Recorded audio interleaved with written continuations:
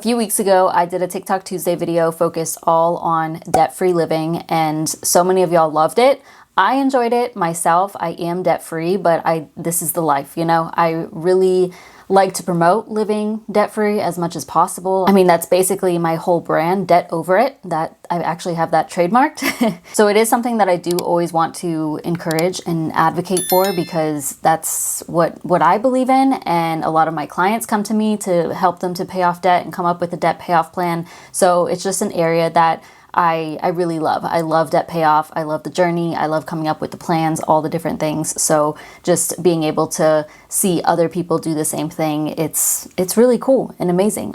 For the most part, from at least what we see, the stats that are published out there, specifically to the States, but even beyond that, being debt-free is not normal. Debt is just getting worse. And that's across everything. So car loans, credit cards, personal loans, even mortgages, and people are taking on debt that they cannot pay back, or it's something that they're going to be stuck in for years and years and years. So to see people breaking that norm, it's beautiful. I love to see it, and I'm excited to watch even more TikToks on this. I'll probably have like a part 3, part 4 eventually for this topic. So if you need a little extra push today, or you've just been feeling off for a couple of weeks, I got you with this video. But also, if you need even more of a push, you need some accountability, you want to be surrounded by people that are in similar situations or just like-minded, check out my new community. There are people working toward debt payoff, but even saving, building wealth, making extra income, all of these different things. And so far we have a pretty strong community, and it's been so much fun. So check it out. That will be linked down below. Going to be incorporating some challenges in there soon, so I think that's going to be fun, so we can all like save money and pay off debt and build wealth together. So yeah, if you're interested, check it out. Let's get into these TikToks. I am down $25,400 since the start of my debt payoff journey. Hi, my name's Nicole. It's actually been a while since I've been on here, but I make a bunch of content about paying off my credit card debt. At my highest, it was $30,000 of credit card debt, which is insane. And I have about $4,600 left until I pay off the entire thing. I have paid off all my high interest rate credit cards, and what is left is now a 0% interest rate credit card. And I'll be honest, once I paid off that last card, I just feel like my life has gotten so much lighter and better, and just I feel accomplished, and I feel really proud. I feel really in control of my life right now. That doesn't mean that the debt payoff stops. I still have to pay off that card, but I'm just making monthly payments that eventually will lead up to the payoff of that card before the end of the promo date. Otherwise, the interest rate goes back up to something insane, and then it's harder to pay off. This was honestly a tool that I wish I knew about sooner. Now, though, I am learning how to spend on my credit cards, but in a way that will not add to my debt. And this will be the first month that I'm able to use my credit cards in a way that I'm not accumulating more debt. I'm even putting money away towards my emergency fund, which really needs some love and attention, because it's been really hard to build something up when I've been so focused on paying off the debt. If you guys would like, I'm thinking about budget. This girl, I had used one of her TikToks, I want to say in like a frugal video. She had asked like, what do you do to be extremely frugal? Something like that. I remember her face. What she saves is her username. So I don't know exactly when she started her journey, but she started with 30K. She's paid off over $25,000 of debt. And this is obviously her being intentional about that debt payoff. But now that she's down to just a few thousand of debt, she's going to pay that off. And imagine what she can do with 25K. Imagine, instead of putting that toward debt, she can put that toward savings or investments, or she can go and spend on travel or upgrades for her house, something like that, whatever her situation may be. But that's so much money that instead of putting it toward debt and people that you owe, you get to use it for yourself or build your future.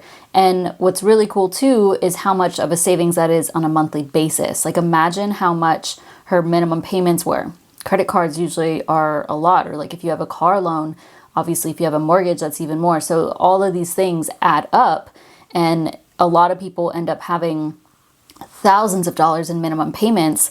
I have several clients who have, before working with me, unfortunately, usually like right before they decide to work with me, they borrow from their 401k. They take a 401k loan.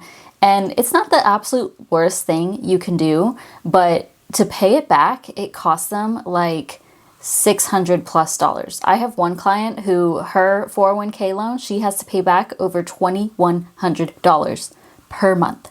So yes, that money's going toward her, and technically the interest is going toward her, but that money's not invested right now. And imagine if she didn't have to pay that $2,100. And this is on top of credit card debt and other debt. So it's hard. It's hard to see. But anyways, that's aside the point. Something else she touched on was using credit cards responsibly, which not everybody can do. I actually have 2 of my clients right now only using debit. I said, all right, like you want to use credit cards, but you haven't proved to me that you can use them responsibly. So if you want to continue to work with me, and if you want to, like, when it comes down to it, I can't make decisions for my clients. I can't force them to do anything. Of course, I don't want to. But I ask them, like, if you really want to be serious about your progress, then we've got to just go down to debit cards. Like at this point, you still have credit card debt. You keep on adding credit card debt or whatever the case may be. So we need you to stop. Forget the points. It's not helping you whatsoever. Forget the points. Just use cash or your debit card. And then once you can pay those down, we'll see about using credit cards again.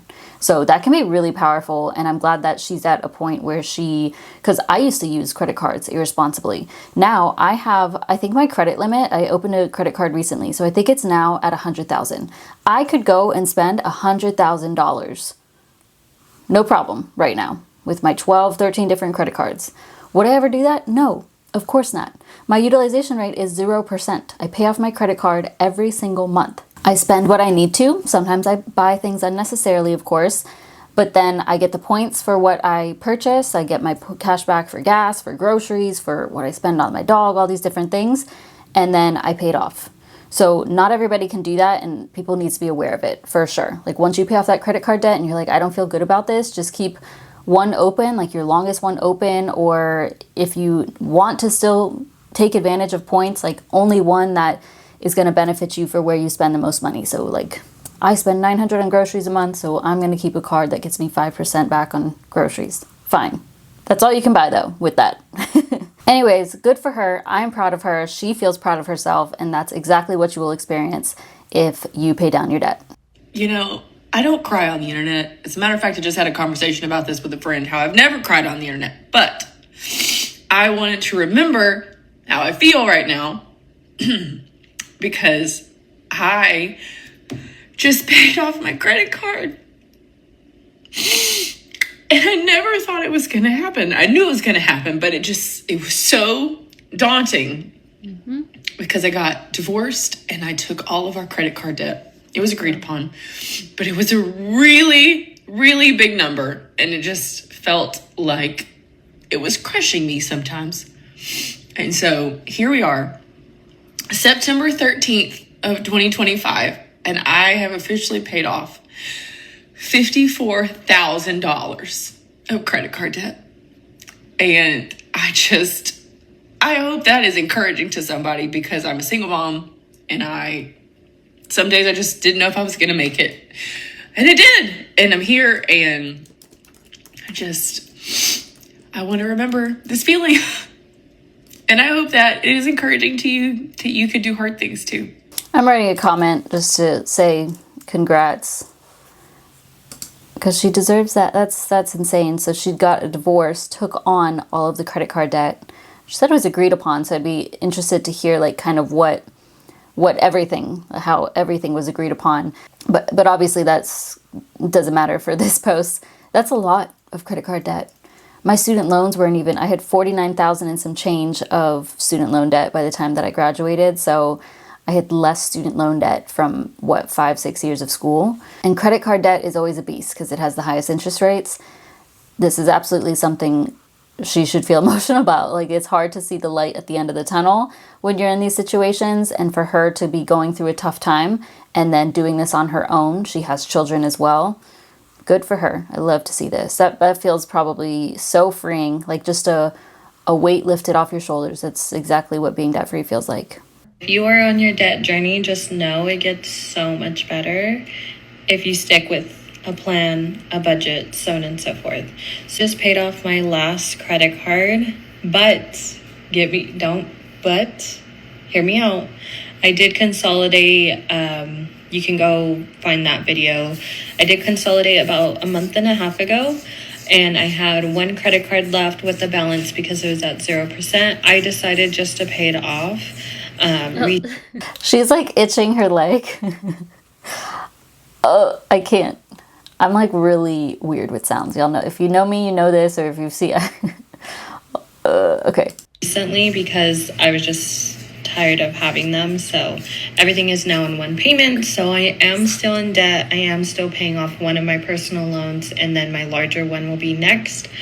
But we paid off my Best Buy credit card of about $1,200. Show like the zero amount due or something like that. The payment's still processing. But I'm so excited that that is finally paid off. Huge update. Now I just have 3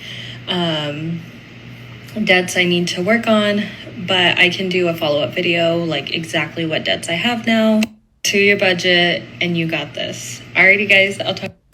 Awesome. So I honestly, because of the scratching of her leg, I missed some of it, but she paid off her credit card debt and she consolidated. So now her debts are a little bit more simplified. And yeah, this is a great message, just being able to show.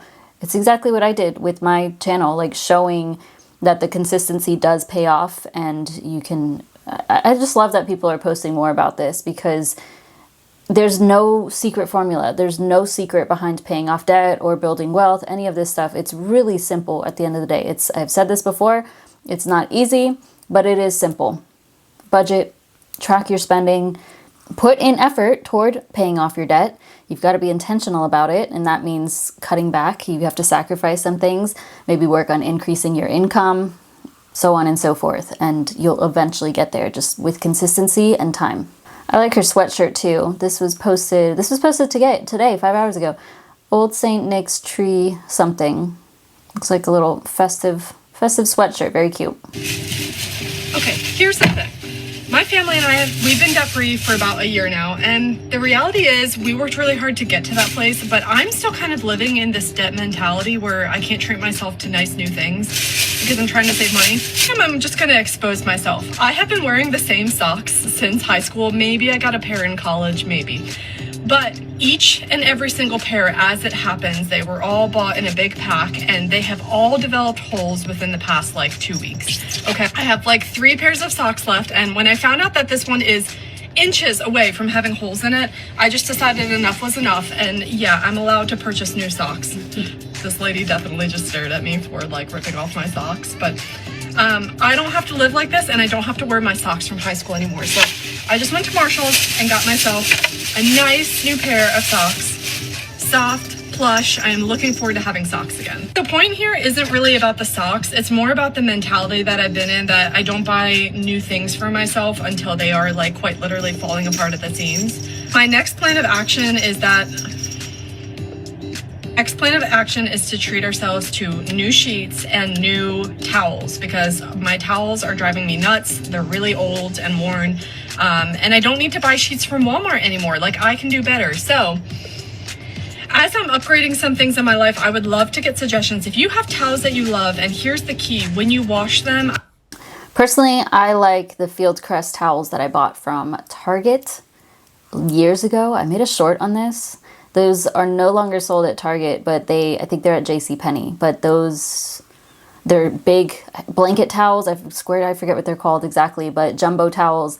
And then they don't smell bad. They have no holes in them, anything like that. And I've had them since 2018. So that's my recommendation. But anyways, this is interesting because I think oftentimes when people go through a long debt payoff journey, or they have any time where they've struggled with finances or money, or even growing up poor, you stay in that mentality kind of as a trauma response, I think. And this may not even be from debt. So like I said, it could be from growing up poor, or it could be like you've experienced layoffs frequently or getting fired frequently, or you've just had some situation happen to you financially, and then now you feel this like scarcity mindset, or kind of just holding on to what you can, basically. I wouldn't say I've creeped up my lifestyle too much. There's definitely things that I have. So certain like beauty products, there's certain lotions that I will only use, or I'm not only use, but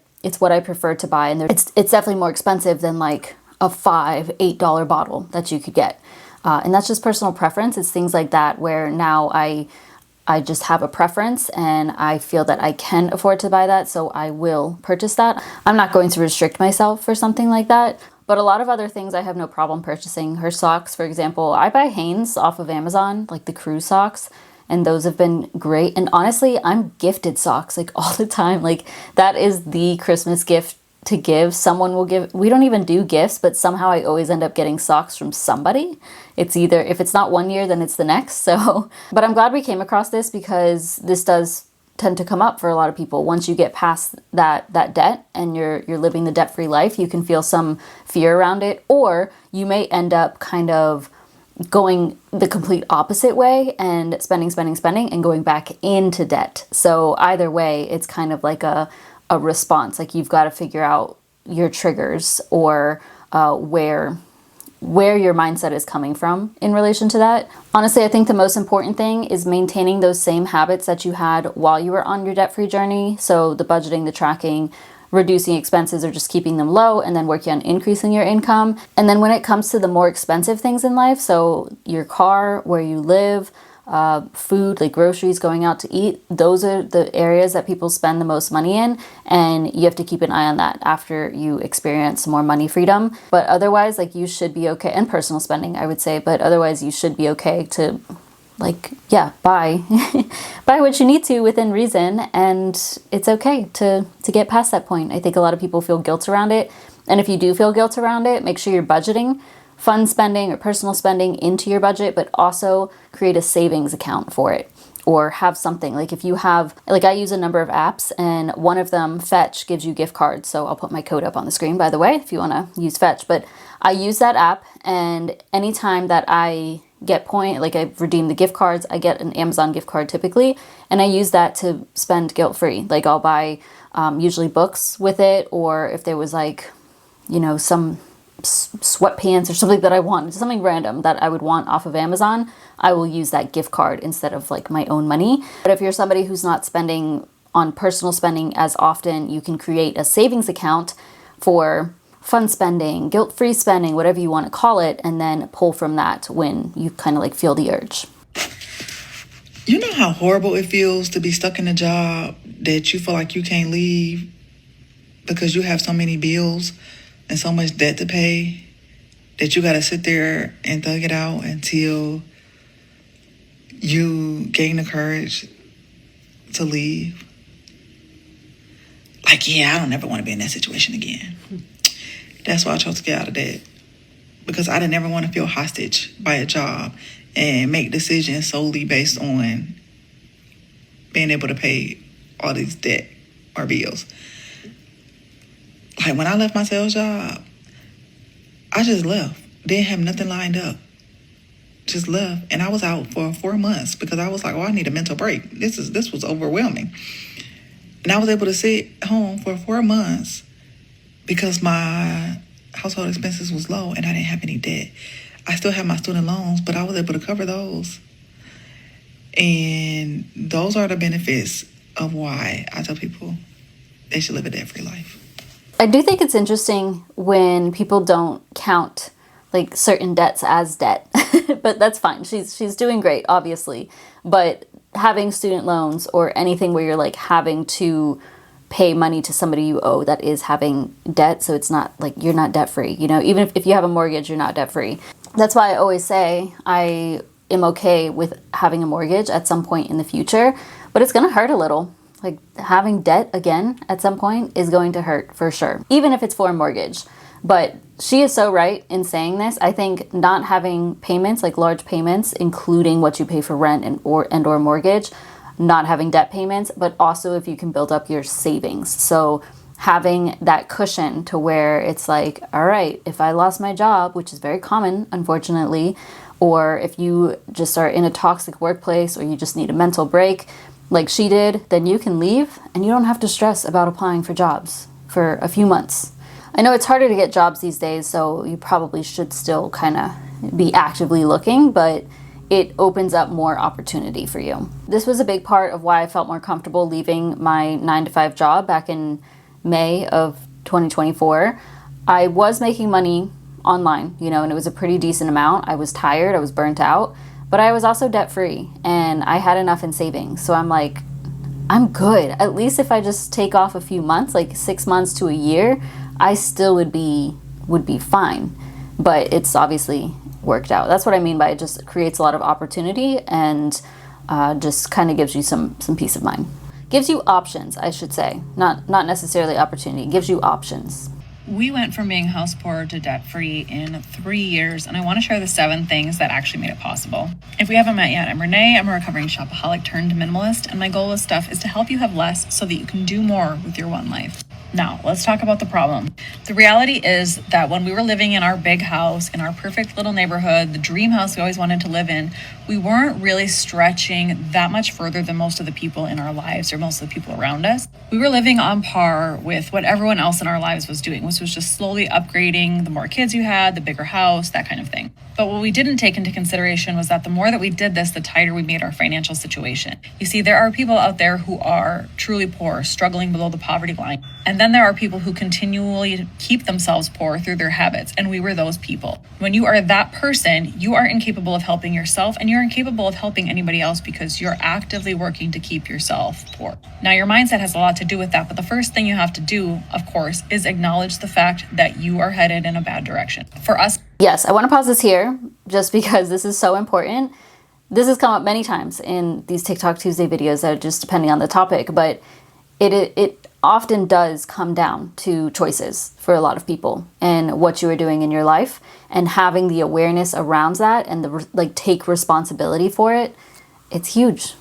Yeah, mindset's huge. To take the time to realize that our upward trajectory, the lifestyle that was approved of by everybody else, was not what we wanted, was a really tough realization because it brings on a lot of other things, but I'll get to that. If you are in a bad financial spot and you are the problem, you need to acknowledge that you're the problem and start looking at your finances. I know how gross it can feel to open up your bank account because you know it's going to be zero, but the only way to stop having that same recurring pattern happen, the only way to stop opening up your bank account and seeing that there's no money in there, is for you to look at it and figure out what to do to change it.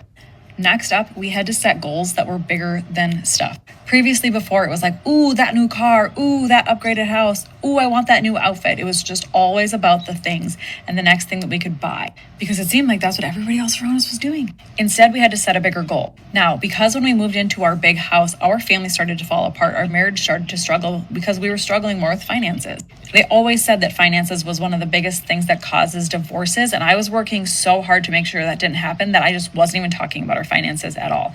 But it can still be a secret killer. Just because you're talking about it doesn't mean it's not a problem. So the goal we set with ourselves was to get back to that happy family that we used to be. I am not joking when I say that I married my best friend, but when we moved into the bigger house and we're struggling more with finances, we barely spoke to one another. So I felt like I lost my husband and my best friend. Our big goal was to let go of the stuff, simplify our lifestyle so that we could get back to having one another. A lot of times people think improving your finances is just about learning and understanding money, when in reality, there's a lot of heartfelt goal that needs to go into it and a lot of your mentality. As soon as I put my focus on fixing my family, I was willing to let go of anything and everything that was holding me back, financial stuff included. This naturally led to number 4, which is reducing the amount of money you spend on things that don't align with your goal. What don't you need to get there? For me, that was basically nothing. I basically didn't need anything. And people say this all the time, right? Oh, if my house burned down, I would just want to make it out with my family. But yet we cling to our things so often. I was willing to let go of absolutely anything as long as it meant I could get back to that family. Number 5, you're going to have to let go of your ego, because when you're working to shift your lifestyle and live in a way that not everybody else around you is, it's going to bring up a lot of discomfort. You're going to feel weird. People are going to think you're weird, and you have to be willing to not care. Number 6, downsize, declutter, and do it again. If you are living above your means, working to downsize, simplify, cut back, reduce in any way that you can will help you feel like you're not constantly sinking. And then you're actually able to make headway. Oh my gosh, my dog got in the kiddie pool. I left it outside hoping he would go in and he did. Anyway, lastly, do not get back into the hole that you were previously in. Our minds will do so much work to keep us stuck in the same cycles that we are used to, even if those are bad cycles. So, once you go through the process of learning to better understand your money and simplify your life, work to avoid ever getting back to that place. If you want to read more about all these things and how we made them happen, you can check it out on my Substack. Love. This is probably one of the best TikToks I've ever featured in a TikTok Tuesday video. This was so good. She's very well spoken, very clear, direct, straight to the point.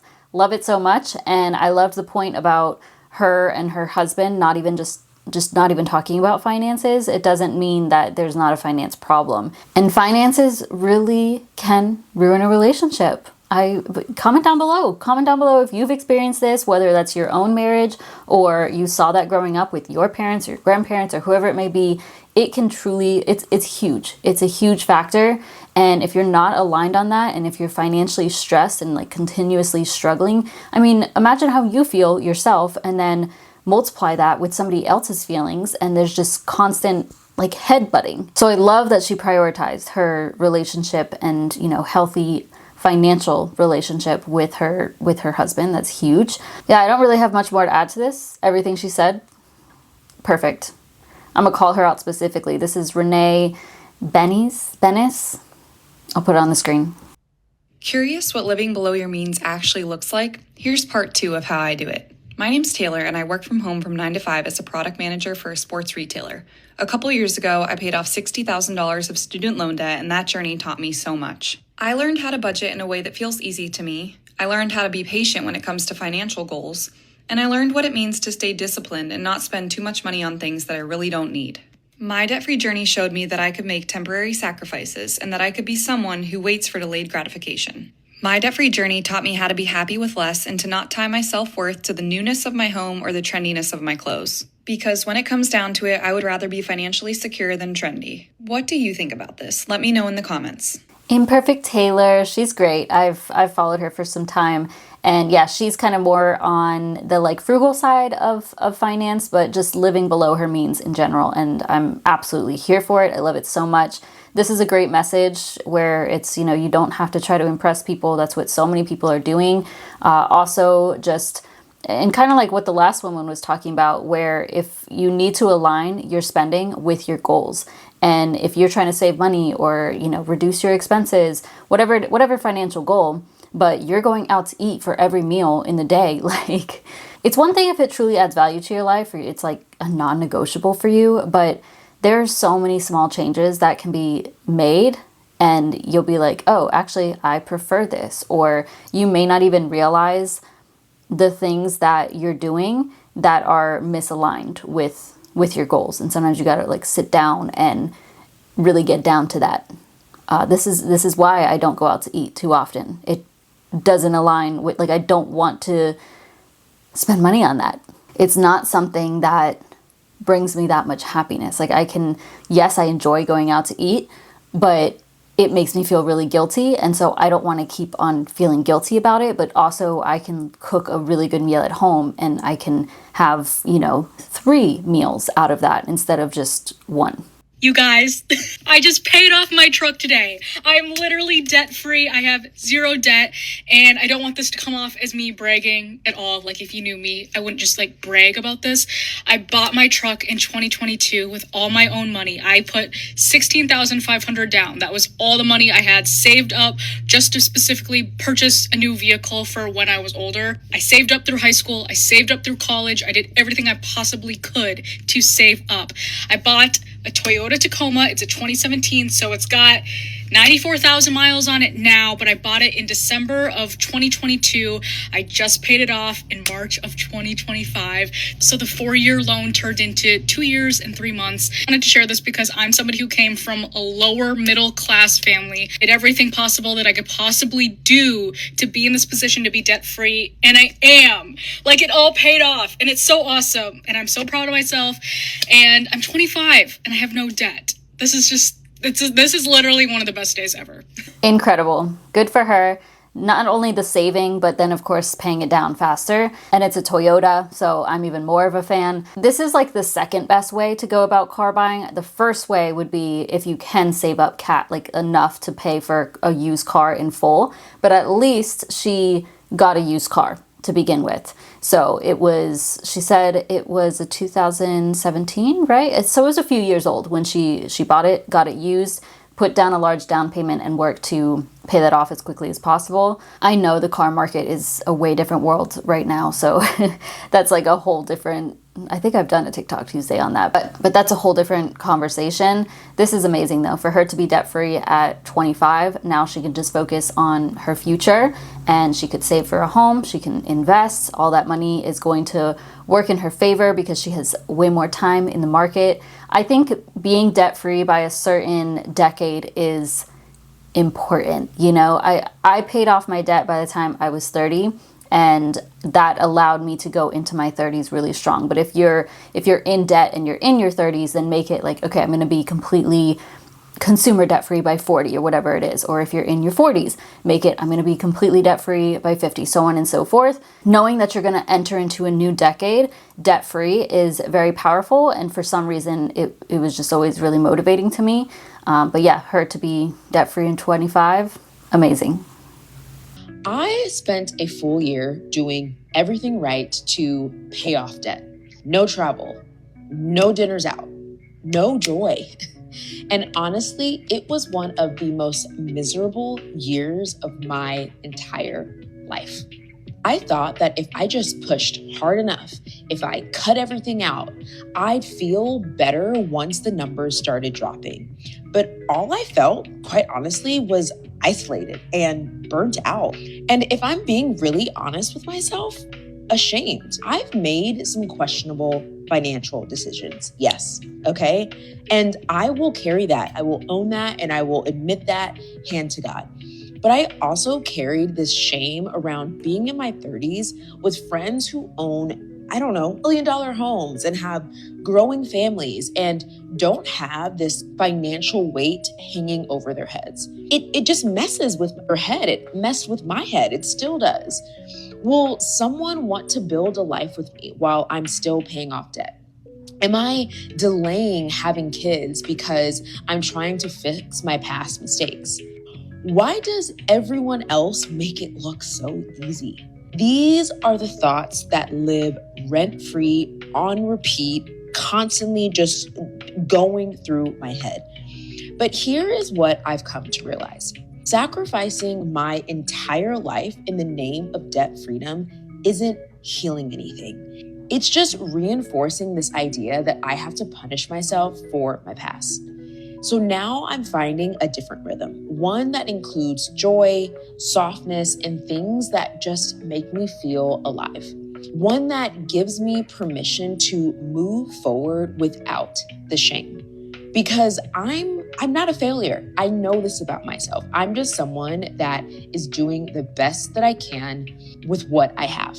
If you are on this journey too, your timeline doesn't have to look like everyone else's. That is something that I am fully coming to terms with.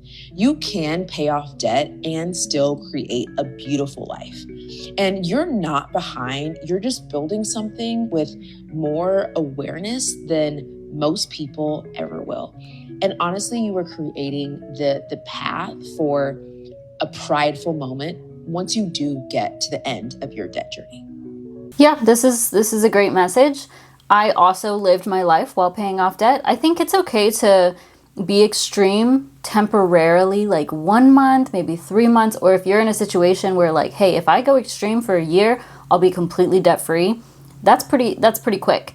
But if you're looking at like, okay, realistically, this will take me, 6 to 10 years. If I sacrifice a few things, I can get that down to like 4 to 5 years. That's kind of where I was at. I thought it would take me 10 years to pay off my debt. Initially, I did start listening to Dave Ramsey, who he preaches like no only beans and rice, no restaurants, no doing this, that, or the other.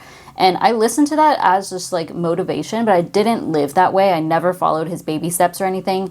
But it did help with like cutting back somewhat and just hearing debt-free screams of people having similar amounts of debt that I had and paying it off in 2 years. It was just motivating, and I'm like, okay, how can I get creative and how can I speed up this process? So at first I thought it would take me like I said, 6 to 10 years to pay off my $82,000 plus of debt, but it took me 5 years. So I set the goal to pay it off in 4, but it took 5 because I did travel while paying off debt. I did spend on personal, clothes, shoes, those different things while paying off debt. I bought a phone probably during my debt-free journey and a laptop. I can't remember, but I still went out to eat here and there. I bought groceries that, weren't necessary for me to buy. And that allows you to balance the things because yes, I was heavily focused on debt payoff, just like it sounds like this woman is, but you also can focus or you can also spend on things that add value to your life. And we kind of touched on this a bit before, but make sure it's things that truly do add value to your life. You want to prioritize those things. You do figure it out on the journey. And when I did my debt-free journey, I did a couple of low spend years. And to me, I felt really good about it. It didn't feel like too restrictive or anything like that. It was something I was motivated by. So if you're in that situation, I recommend it, but only if you feel good about it. I was in $60,000 of credit card debt towards the end of 2023, and now fast forward to a year and a half later, I'm down to $15,000, and I'm due to be done with everything in April of next year, which is 2026. If you're also struggling with debt and you're trying to get out that cycle and also have a better relationship with money, this video is for you. I'm going to be sharing all of the things that I've done to get myself almost get myself out of debt and also have a much better relationship with money. Okay, so the first thing that I did was I wrote down every single bill and subscription, every single expense that I have into the Notes app, into my phone. And then I wrote down like all the due dates for everything. So since I only had one job at the time, I only had 2 paychecks a month. So I put paycheck 1, paycheck 2.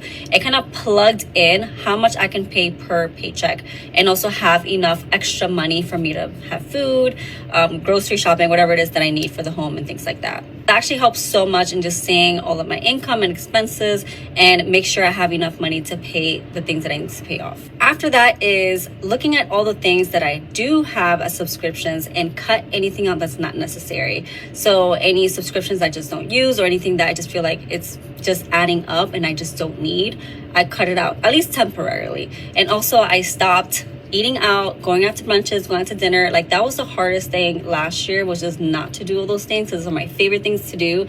So I literally had to tell all my friends, don't invite me anywhere because I am trying to pay off this debt. I want to get rid of this. And I really just hustled. I doubled down, put my head down, and I just didn't eat out, nothing. I just obviously... Okay, this is a longer video, so I'm going to break it down because I'm going to forget things otherwise. So first, she was budgeting and probably maybe tracking, I don't know. And then cutting out a subscription, that's a great tip. Also, look for anything, if you track your spending or if you go back and track your spending, notice if there's like any fees. Make fees an absolute no-no in your spending. Like you shouldn't be paying, maybe like a credit card fee, sure, if you can get to the point where you use them responsibly, but if you're overdrafting your account or you don't have enough in your savings account so they keep charging you each month, cancel that savings account. Like you don't need it. I've had Bank of America since I was 16 years old. I used to have the savings account. When I barely had any money, it kept charging me because I couldn't keep the savings balance that's required to avoid the fee. So I said, hey, can you close this account? I haven't had it since. And that was like years ago. And then I love that she told her friends, tell your friends, tell your family. Make sure people are aware of what you are trying to accomplish, that you are around often. If you lose those friendships, then they're not your true friend, honestly. Like, hopefully you can kind of bring them on board. They can be they probably have debt too, honestly, so they can be your accountability partner or just somebody to support you throughout that journey. And if they don't support you, then you don't need them in your life. Okay, let's continue. Eat at home. But yeah, that was super hard and not traveling. So last year was definitely a hustle. Forgot to add, I also started selling some of my designer pieces. I just knew I will get it back when I'm worthy of it in the future. So I sold my Chanel bag. That was one of the things that I sold. I was very sad to let go of, but it paid off one whole credit card with that. After that, I wanted to make sure I had a little bit of cushion in my savings because I had zero. I've always had a terrible relationship with money where, like, as an entrepreneur, you don't have consistency in income every month. So there'll be low months where I wouldn't make much. So I would use my credit cards. And then those high months, I use whatever I made and I paid off my whole entire card. But then what happened is I'll have no cash left because I used it to pay off my card, and then there I go to use my card again.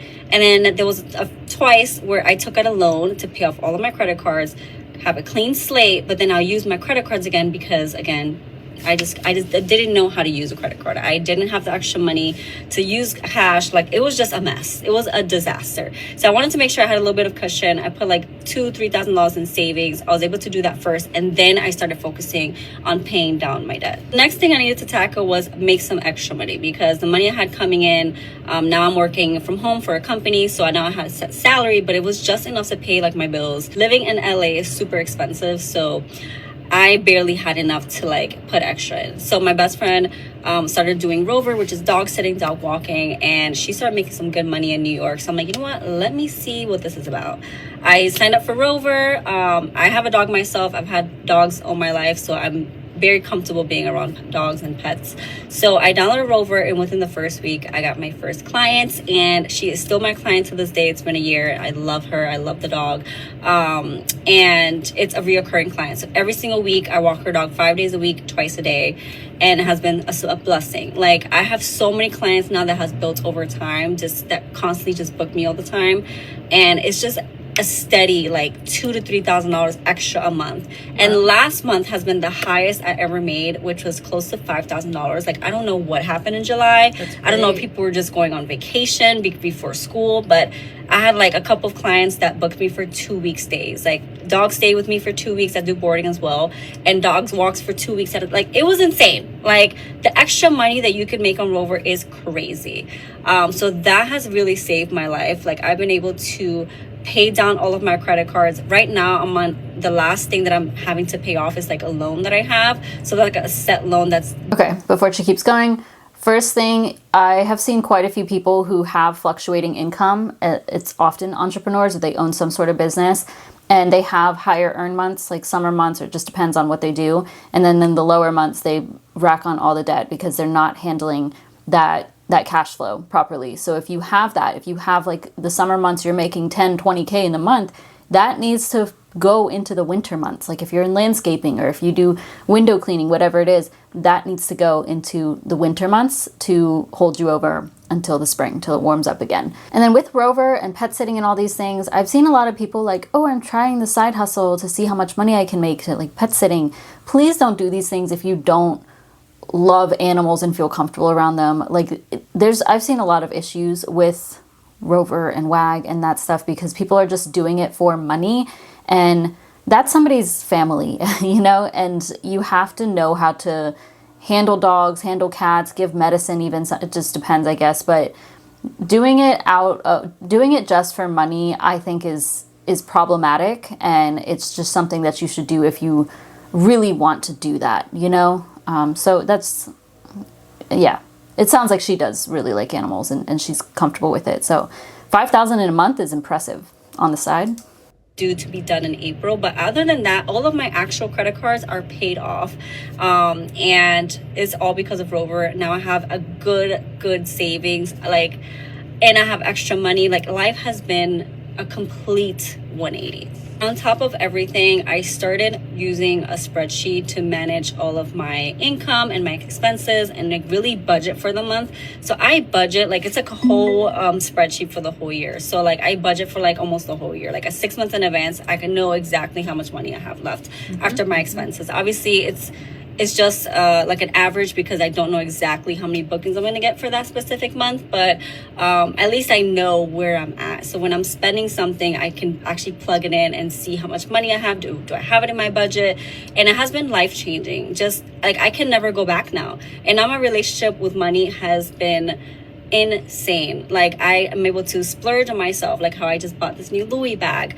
I'm able to still have money in my savings, still like have no credit card debt. I'm able to pay it off every month, and it's been life-changing, like, using that spreadsheet. It's it's insane. Like, I feel like I can never go back to not using it. Yeah, so those are the things that I've done. Love that. This was a pretty long one, so I'm going to stop there. And it's no secret how I feel about spreadsheets. We all know that I use them consistently. Somebody asked me the other day, like, at what point, how much money do you need to be making to stop tracking your spending? And genuinely, I don't think I would stop. Maybe if I got to a point where it was like consistently 20K, 30K months, but even then I would want to see where my money is going and how I can make it work the best way. You know, like, I just enjoy it. So you kind of get to that point.